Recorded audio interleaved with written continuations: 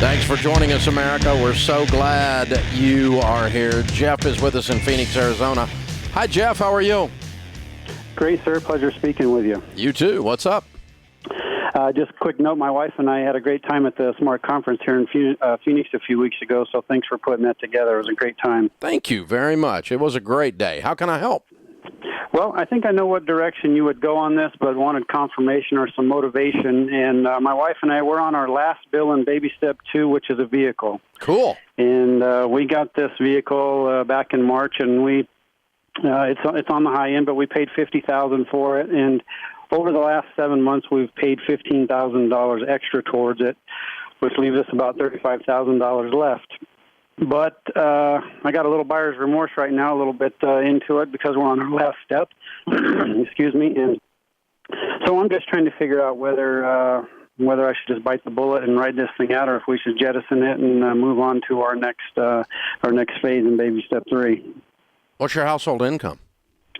We're looking at roughly maybe 140, 150 this year. Mm-hmm. And what's the other car worth? The other car is worth probably 20, 25, somewhere in there. Okay. Well, generally, a good rule of thumb is to not have vehicles, things with motors in them, all the things that you own with motors in them, totaling up more than half your annual income, because they're going down in value, and you got too much of your world financially tied up in something going backward. So you're right on that bubble, is what you're describing to me. What kind of car is this? It's a Toyota pickup truck. Okay. And Kelly Blue Book estimates a value of roughly $46K. Okay. All right. So it must be just, what is it, Titan completely maxed out?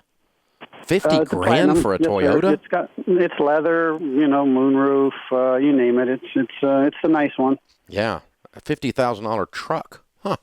I mean, they're out there. I mean, I got a Raptor. They run that, but wow.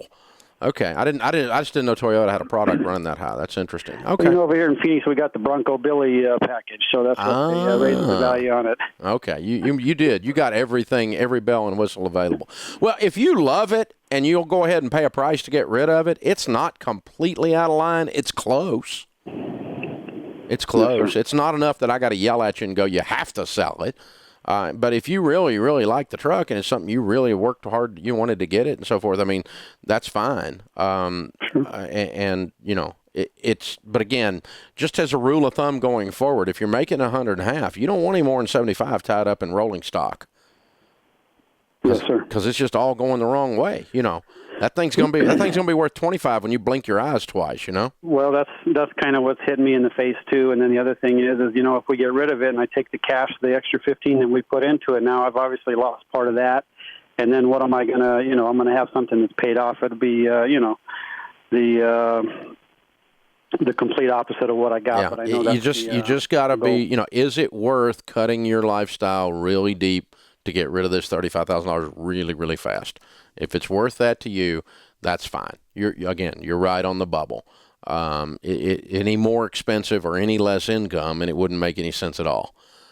So it's a rule of thumb I use. It's not exact, it's not perfect, but the concept is, in your life after this purchase, the next time you get ready to buy something, just make sure you're keeping a small percentage of your income in things that are going down in value and a large percentage of your income in things that are going up in value. That's how people get rich versus get poor. So that's where you want to be long term. So if you like it enough to fight through the debt and get rid of the debt, then just make sure next time you do this that you're a little bit more conservative than this.